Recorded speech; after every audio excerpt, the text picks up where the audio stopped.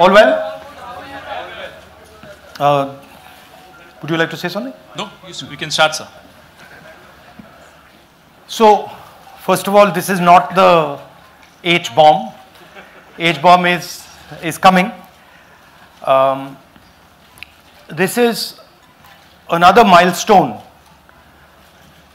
in setting up and demonstrating to the youth of this country how elections are being rigged.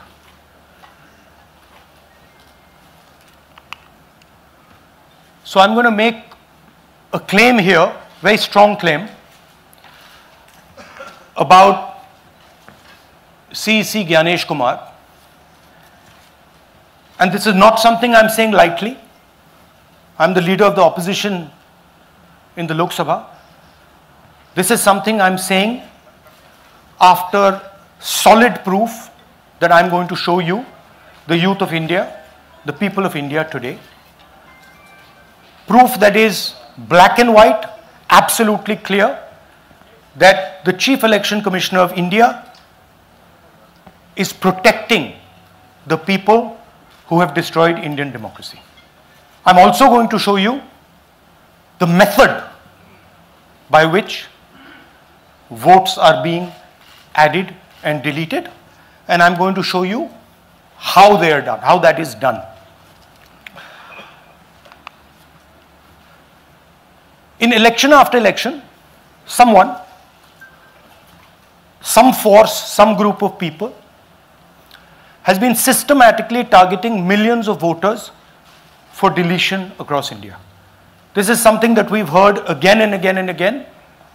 Different communities, mainly communities that are voting for the opposition, Dalits, Adivasis, minorities, OBCs, are specifically targeted. We had heard this many times, and now we found 100% proof of it. Please understand, I am not going to say anything on this stage that is not backed up by 100% proof. I am somebody who loves my country. I love my constitution. I love the democratic process, and I am protecting that process. And so I'm not going to say anything here that is not going to be based on 100% proof that you can determine. The burden of the judgment is yours. I am going to lay the proof in front of you. You will see it and say, actually, this is pretty solid proof. Aland is constituency in Karnataka, 6,018 votes. Somebody tried to delete 6,018 votes. We don't know the total number of votes that were deleted in Aland in the 23 election. They are much higher than 6,018, but somebody got caught deleting 6,018 votes. And it was caught, like most crimes, by a coincidence. What happened was, the booth level officer there noticed that her uncle's vote was deleted. And so she checked who deleted her uncle's vote, and she found that it was a neighbor. पड़ोसी ने uncle का vote delete किया था. उसने जाके पड़ोसी से पूछा कि आपने मेरे अंकल का वोट क्यों डिलीट किया? पड़ोसी ने कहा मैं तो जानता ही नहीं, मैंने तो कुछ वोट डिलीट ही नहीं किया. Neither did the person deleting the vote know, nor did the person whose vote was deleted know. Some other force hijacked the process and deleted the vote. And as luck would have it, got caught. What does the operation look like? In Aland, 6,018 applications were filed, impersonating voters. The people who filed these applications actually never filed them. And we will show you evidence of that on this stage. The filing was done automatically using software. We will show you that.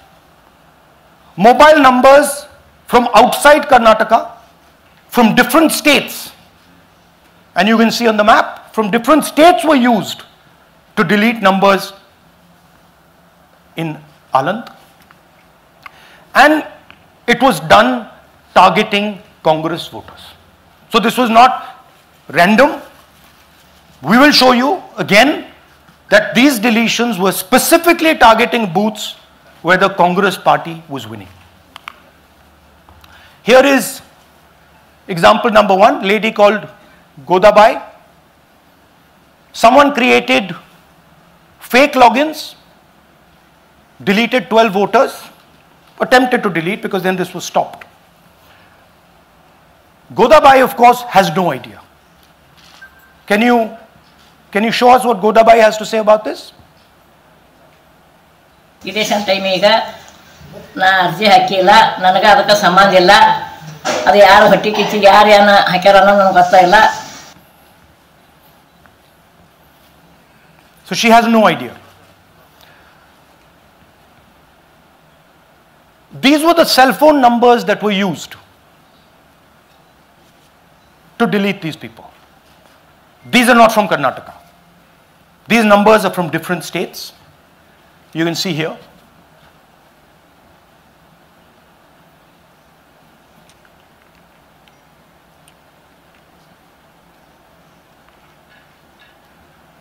So the question is, whose numbers are these? How were they operated? Where were they operated from?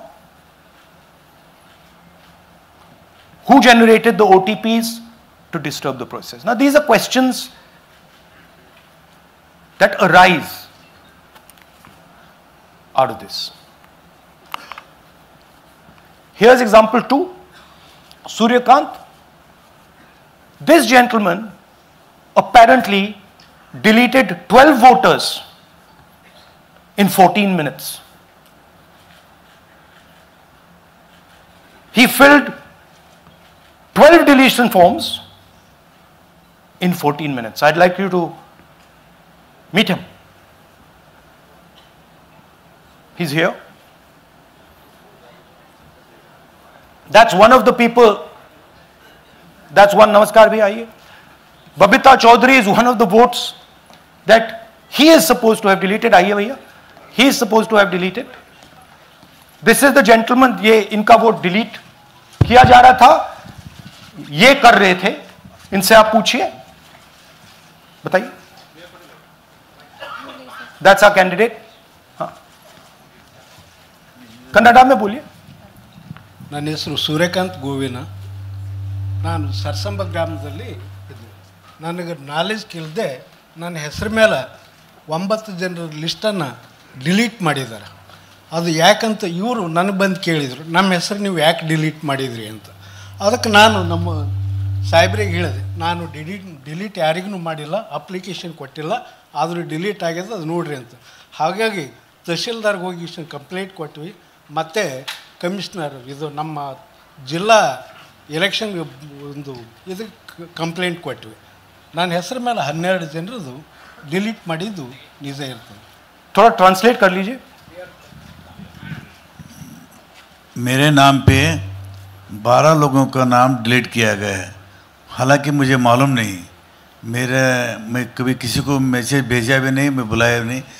ये बबीता आके पूछने से पता चला कि मैंने मेरे phone से ऐसा मैसेज दिया, लेकिन असल में मैंने किसी को भी मैसेज नहीं किया. आप कुछ कहेंगे? नहीं, ठीक है. Thank you. Thank you. Third example, Nagaraj. 2 applications filed and submitted in 36 seconds. Please try and fill these forms and see how long it takes you. Try and fill. And I ask the youth of India, try it. Try and fill the form, 2 forms in 36 seconds. you'll see the answer to this question. Notice also what time this gentleman fills the form. For some reason he gets up at 4:07 in the morning and suddenly fills 2 forms in 38 seconds.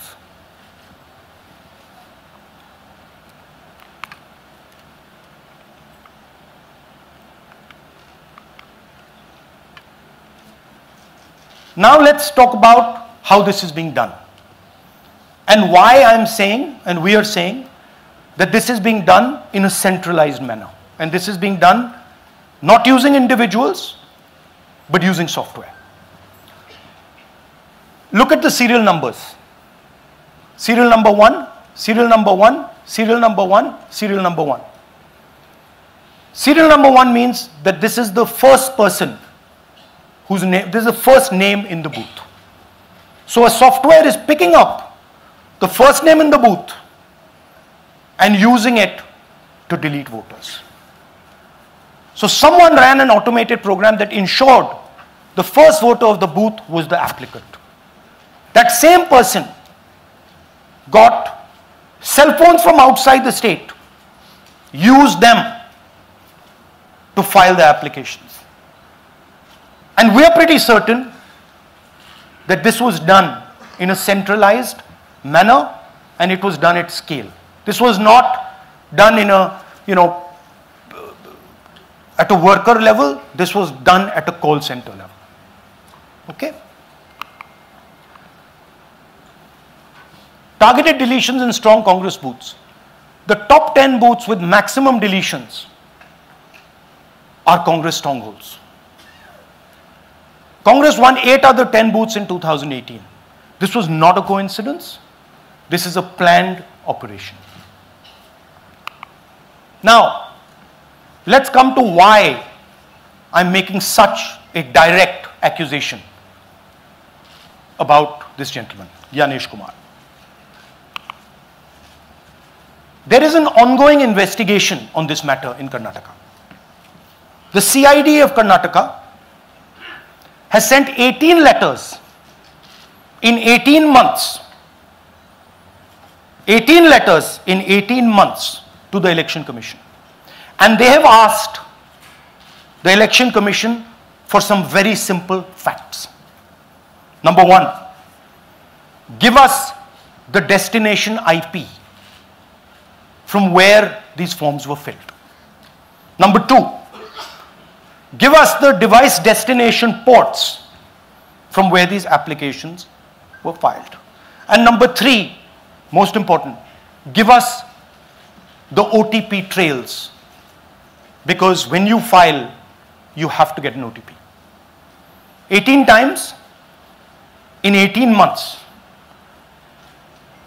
The CID of Karnataka has written to the Election Commission for this. And they are not giving it. Why are they not giving it? Because this will lead us to where the operation is being done from. And we are absolutely convinced where this is going to lead. I'll give you a little bit of the chronology. FIR is filed February 23. Karnataka CID writes to ECI requesting all details of these numbers and these transactions almost immediately in March. In August, EC gives the reply, doesn't fulfill any of the demands, and doesn't give us the information. Doesn't give the CID of Karnataka the information that will lead them to their destination. January 24, Karnataka CID writes to ECI again and says, please send us full information. No answer. Karnataka CID by September 25, last letter went in September 25, has written 18 reminder letters. While this is going on, the CEC of Karnataka writes to the Election Commission in Delhi and says there is a matter, please provide this information. And the CC of Karnataka multiple times asks the Election Commission. No answer. Now this is absolute solid proof that Gyanesh Kumar is protecting the people who are doing this. This is also absolute solid proof, what I've shown you, that this is being done in a centralized way, this is being done at scale, and this is being done using large resources. Question is, who is the someone? And the answer is with the EC today. The Election Commission of India knows who is doing this. And I want every single youngster in India to know that they are attacking this. And this is your future. When they are not giving this information, they are defending the murderers of our democracy. And it is important that every youngster knows this. Your jobs, your future, your aspirations all come from this instrument. And the Chief Election Commissioner, Mr. Gyanesh Kumar, is not telling the CID of Karnataka who is doing this. This is not an isolated case. There are many such cases. Here is another one. Maharashtra, Rajora, same idea. 6,850 targeted voters added. Anand we caught deletions, Rajora we caught additions. But the basic idea is the same. Phones from outside, people who are supposed to have added voters don't know that they've added voters, people who have deleted voters don't know that they've deleted voters. You can see, you might remember that, those names there, JW, JW, JW, JW from the last presentation. Same model. So it's the same system that is doing this. It's doing it in Karnataka, it's doing it in Maharashtra, it's done it in Haryana, it's done it in UP, and we have proof of all of it.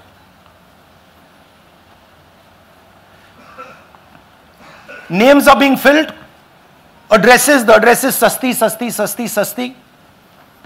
Name is UQ, JJW.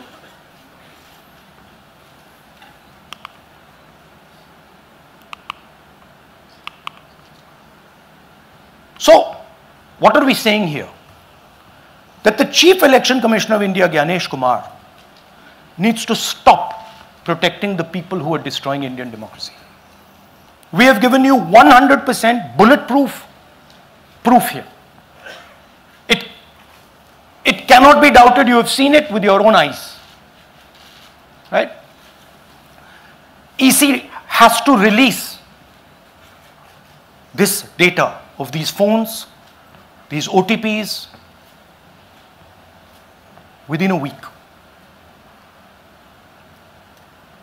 Otherwise, we will know for sure that Gyanesh Kumar is protecting the people who are destroying and attacking the constitution. Thank you. धन्यवाद. पीठ हिंदी में बोले? हिंदी कर. नहीं, reverse कर दीजिए, पूरा हिंदी में बोल देता हूँ. पूरा हिंदी में. देखिए,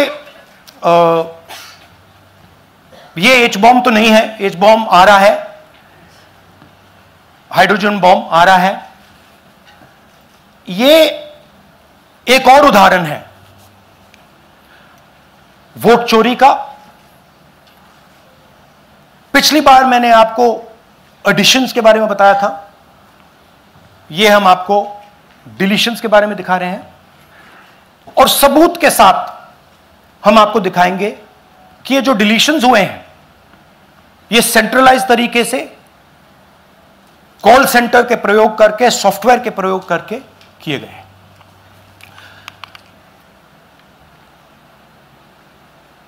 हमारे पास इस प्रेजेंटेशन में जो मैंने आपको अभी दिखाया 100% सबूत है, प्रूफ है कि ज्ञानेश कुमार जी हिंदुस्तान के चीफ इलेक्शन कमिश्नर वोट चोरों की रक्षा कर रहे हैं, और यह मैं आपको अभी दिखाने जा रहा हूं। हर इलेक्शन में हमें रिपोर्ट आती थी कि वोटर्स डिलीट हो रहे हैं, कांग्रेस वोटर्स डिलीट हो रहे हैं, ऑपोजिशन के वोटर्स डिलीट हो रहे हैं, दलित वोटर्स डिलीट हो रहे हैं, आदिवासी हो रहे हैं, माइनॉरिटी वोटर्स डिलीट हो रहे हैं, ओबीसी वोटर्स डिलीट हो रहे हैं। मगर जब डिलीट होते हैं ऑपोजिशन के ही होते हैं। कर्नाटक में आलंद कंस्टिट्यूएंसी है, यहां पे चोरी पकड़ ली, कोइंसिडेंस से पकड़ी। वहां की जो बीएलओ थी उसने देखा कि उसके रिश्तेदार को डिलीट कर दिया गया था। जैसे चोरी पकड़ी जाती है, कोई छोटी सी गलती हो जाती है, हाथ आ जाती है। अलंद में 6018 वोटर्स डिलीट हुए, उसमें से इनकी रिश्तेदार थे। उन्होंने पता लगाया कि मेरे रिश्तेदार को डिलीट किसने किया। पता लगा कि पड़ोसी ने रिश्तेदार को डिलीट किया। बीएलओ ने जाके पड़ोसी से पूछा कि भाई आपने मेरे रिश्तेदार को क्यों डिलीट किया? पड़ोसी ने कहा मैंने तो नहीं किया। बीएलओ सस्पिशियस हो गई, शक पड़ा, उसने प्रोसेस चालू कर दी।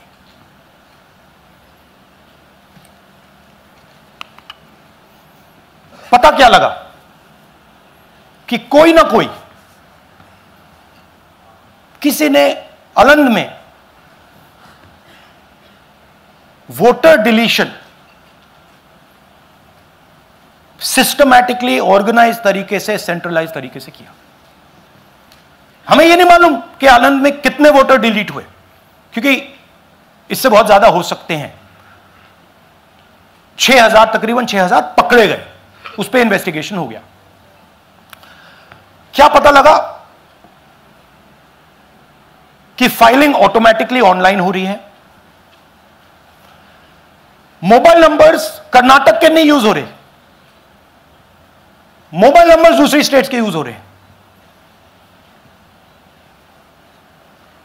इनफैक्ट कर्नाटक के नंबर थे ही नहीं उसमें।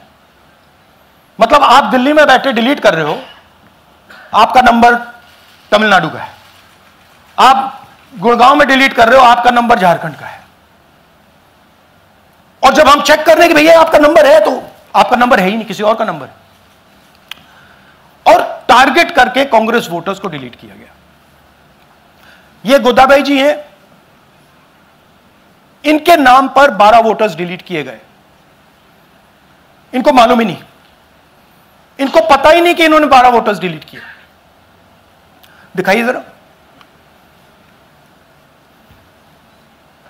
ಇಲೆಕ್ಷನ್ ಟೈಮ್ ಈಗ ये इनका वीडियो है। ನಾ ಅರ್ಜಿ ಹಾಕಿಲ್ಲ, ನನಗೆ ಅದಕ್ಕೆ ಸಂಬಂಧ ಇಲ್ಲ।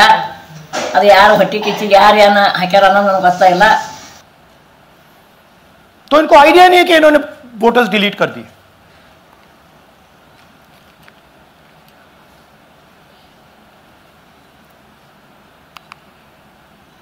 ये सारे के सारे जो नंबर्स हैं, ये कर्नाटक के नंबर्स नहीं है, ये अलग अलग स्टेट्स के नंबर्स हैं।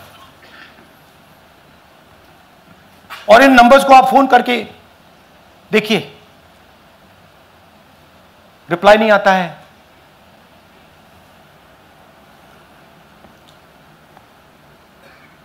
तो सवाल यह है कि किसके नंबर्स हैं, ये किसने ऑपरेट किए, जब इन्होंने ऑपरेट किए ये कहां थे, आईपी एड्रेस क्या था, ओटीपी कैसे जनरेट हुआ, कहां गया, यह सवाल है। यह दूसरा उदाहरण, सूर्यकांत जी जो अभी स्टेज पे आए थे, इन्होंने 12 वोटर्स को 14 मिनट में डिलीट कर दिया। आप फॉर्म भरने की कोशिश कीजिए, डिलीशन फॉर्म भरने की कोशिश कीजिए, देखिए और जब हमने इनसे पूछा कि भैया आपने ये कैसे किया, वो कहते हैं मैंने तो नहीं किया, मैं तो जानता ही नहीं हूं।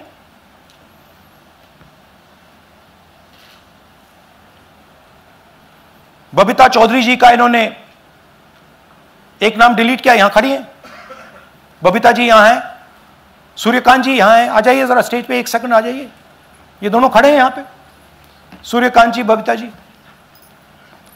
इनको मालूम ही नहीं कि इन्होंने डिलीट किया। Thank you. नागराज जी, इन्होंने 2 एप्लीकेशन 36 सेकंड में फाइल कर दी है। और मजे की बात देखिए, ये 4 बजे सुबह उठ के फाइल कर रहे हैं। पता नहीं क्या हुआ, 4 बजे सुबह कहा कि भैया मैं 2 वोटर को डिलीट करूंगा, और कितने 36 सेकंड में डिलीट कर दिए, फिर सो गए।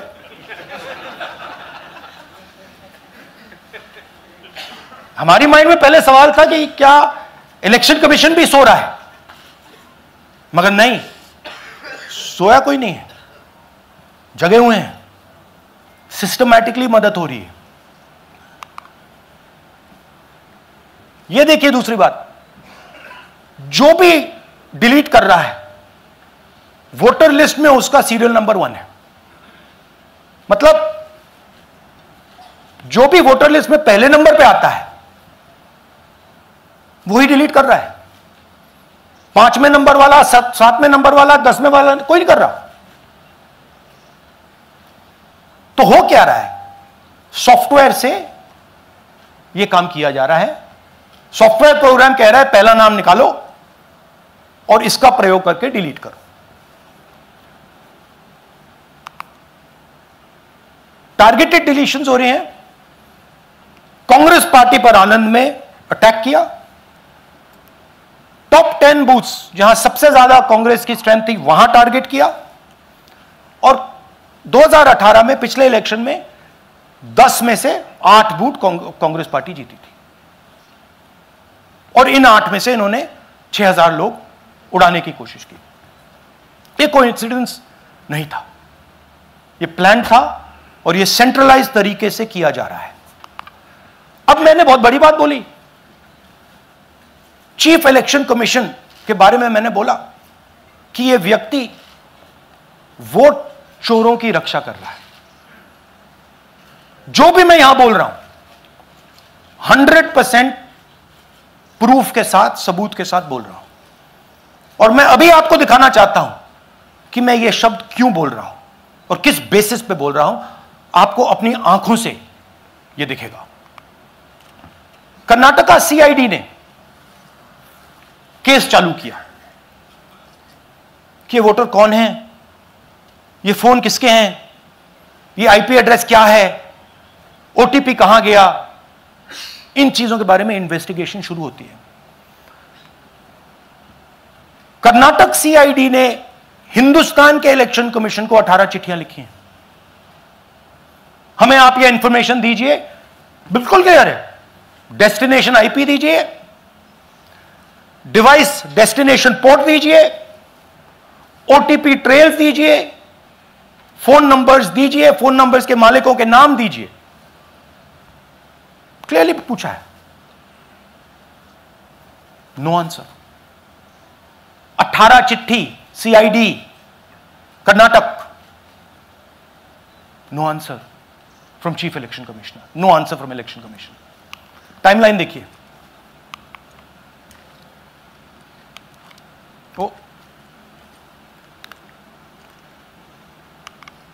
ओके, फरवरी 23 में इन्वेस्टिगेशन शुरू होती है। मार्च 23 में कर्नाटका सीआईडी चिट्ठी लिखती है ईसीआई को कि हमें सारे डिटेल्स दे दीजिए।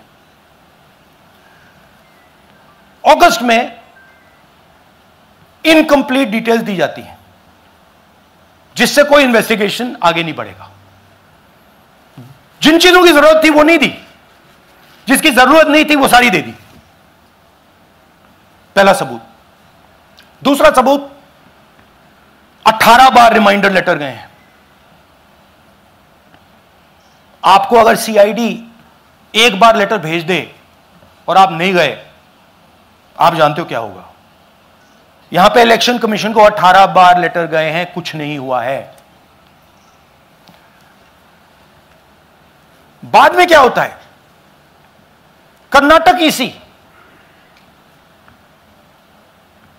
इलेक्शन कमीशन को लिखता है, कहता है भैया हमें दे दीजिए, आपको इंफॉर्मेशन देना पड़ेगा। No reply. मार्च 25 में आखिरी लेटर सितंबर में गया है, कुछ ही दिन पहले। No reply from EC. यह है सबूत कि ज्ञानेश कुमार जी वोट चोरों की रक्षा कर रहे हैं, और यह ब्लैक एंड व्हाइट सबूत है, इसमें कोई कंफ्यूजन नहीं है कहीं।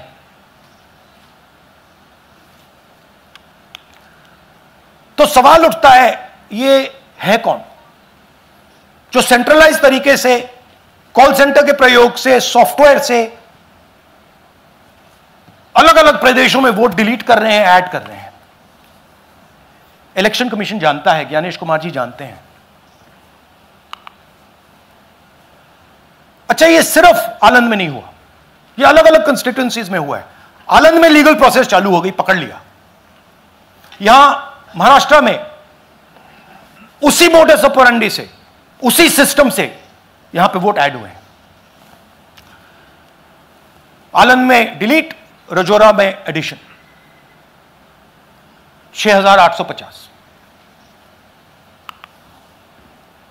आपको याद होगा पिछले प्रेजेंटेशन में मैंने आपको नाम दिखाए थे, ये देखिए वही नाम यहां है। वही सिस्टम महाराष्ट्र में चल रहा है जो कर्नाटक में चल रहा था। नाम वैसे ही है, JW JW JW, पता वैसा है JW JW, नाम यू ऐसे किसी ने टाइप करके लगा दिया।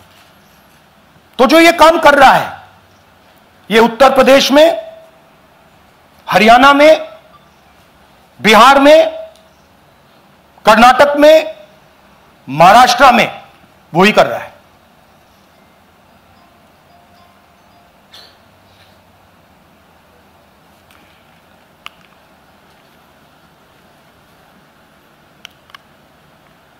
तो हमारी डिमांड है, ज्ञानेश कुमार जी, आप अपना काम कीजिए। आपने ओथ लिया है, आप हिंदुस्तान के चीफ इलेक्शन कमिश्नर हैं। आपसे कर्नाटक की CID सबूत मांग रही है। आप कर्नाटक की CID को यह सबूत 1 सप्ताह के अंदर दे दीजिए, नहीं तो पूरा हिंदुस्तान के सारे युवा इस बात को एक्सेप्ट करेंगे कि आप हिंदुस्तान के कॉन्स्टिट्यूशन, हिंदुस्तान के संविधान की हत्या में शामिल हो, हिंदुस्तान की संविधान की रक्षा नहीं कर रहे हो, और वोट चोरों की आप मदद कर रहे हो। Thank you. और थोड़ी देर में हम आपको हाइड्रोजन बॉम्ब दिखाने जा रहे हैं। नहीं, आज नहीं, थोड़ी देर में उसकी प्रिपरेशन चल रही है। क्योंकि हम देखिए, मैंने टीम से कहा है कि अगर मैं स्टेज पे जा रहा हूं, ब्लैक एंड व्हाइट प्रूफ नहीं होगा, मैं नहीं जाऊंगा। अगर ब्लैक एंड व्हाइट प्रूफ होगा, जो कोई मतलब उसको निगेट नहीं कर सकता, मैं जाऊंगा। मैं देश के कॉन्स्टिट्यूशन की रक्षा कर रहा हूं, संविधान की रक्षा कर रहा हूं, मैं लोकतंत्र की रक्षा कर रहा हूं, और मैं सच्चाई आपके सामने रख रहा हूं। बहुत बहुत धन्यवाद, नमस्कार, जय हिंद। सर 3 सवाल। PTI से संजीव चोपड़ा। या राहुल जी, दिस साइड। या राहुल जी इधर, हाँ, कहाँ है? To your right. हाँ, हेलो राहुल जी, आज आपने नया खुलासा किया है कि कैसे वोट चोरी हो रही है। आपने पहले भी महादेवपुरा के बारे में बताया कि कैसे एडिशंस हो रही हैं, अब आपने बताया कैसे डिलीशंस हो रही हैं। लेकिन देखने में ये आ रहा है कि इलेक्शन कमीशन इस पर कोई एक्शन नहीं ले रहा, और आगे चल के वो तैयारी कर रहे हैं पूरे देश में SIR लाने की। तो आप इस मुहिम को आगे कहां तक ले जाएंगे, और SIR के बारे में क्या करने वाले हैं? देखिए, हम आपके सामने क्रिमिनलिटी रख रहे हैं, हमारा काम आपके सामने सच्चाई रखने का है। और हम रख रहे हैं। हिंदुस्तान में दूसरे इंस्टीट्यूशंस भी हैं, सिर्फ इलेक्शन कमीशन नहीं है, लीगल सिस्टम है, उनको भी इन चीजों को देखना चाहिए। यहां पे हम चीफ इलेक्शन कमिश्नर के बारे में ब्लैक एंड व्हाइट कह रहे हैं। आपने कहा कि हमने एडिशन डिलीशन दिखाया, पहले प्रेजेंटेशन में मैंने एडिशन दिखाया था, अब हमने डिलीशन दिखाया है, मगर हमने एक और चीज जोड़ दी है, एडिशन और डिलीशन का सिस्टम, उसका स्ट्रक्चर, उसका तरीका। और हमने यह दिखाया है कि जो डिलीट कर रहा है, जो ऐड कर रहा है, महाराष्ट्र में, कर्नाटक में, यूपी में, वो एक ही आदमी है, एक ही फोर्स है। हमने आपको वो एड्रेसेस दिखाए। Same system is being used in Maharashtra, is being used in Karnataka, is being used in Uttar Pradesh, is being used in Haryana. Same people are doing it. Say Siddharth, ANI। Sir, this side sir. हाँ sir, on your left sir. हाँ, on your left, this side sir, on your left. Sir, मेरा आपसे सवाल ये है कि जब आप कह रहे हैं कि ज्ञानेश कुमार जो चीफ इलेक्शन कमिश्नर है, उन्हें पता है ये कौन कर रहा है, हाँ। और ये पॉलिटिकल फायदा जरूर किसी को हो रहा है। आप कह रहे हैं कांग्रेस के बूथ के ऊपर ही हाँ। सारे वोट्स डिलीट किए जा रहे हैं, तो वो कौन लोग आपके हिसाब से हैं जिनको ये फायदा पहुंच रहा है, पहला। और दूसरा ये, वो आपने एक हफ्ते का हाँ, समय दिया है, जब आपने एक हफ्ते का समय दिया है, तो क्या एक हफ्ते बाद आप इसको आगे कैसे इनिशिएट करेंगे? क्या आप लोग कोर्ट का रास्ता अपनाएंगे या और कोई हायर एजेंसी से इस बात की डिमांड करेंगे? क्योंकि ये ऑर्गेनाइज्ड तरीके से क्राइम दिखाई दे रहा है जो आप बता रहे हैं, अगर आपकी बात के ऊपर जाएं। देखिए, फ्रैंकली ये जो मैं यहां कर रहा हूं, ये मेरा काम नहीं है। मेरा काम डेमोक्रेटिक सिस्टम में पार्टिसिपेट करने का है। मेरा काम डेमोक्रेटिक सिस्टम की रक्षा करने का नहीं है। वो काम हिंदुस्तान के इंस्टीट्यूशंस का है। वो काम वो नहीं कर रहे हैं, इसलिए मैं कर रहा हूं।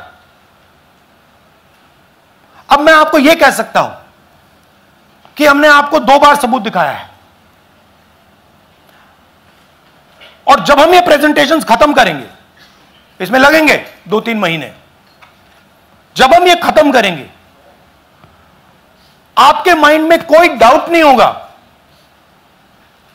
कि हिंदुस्तान में state after state, Lok Sabha after Lok Sabha चोरी हो रही है।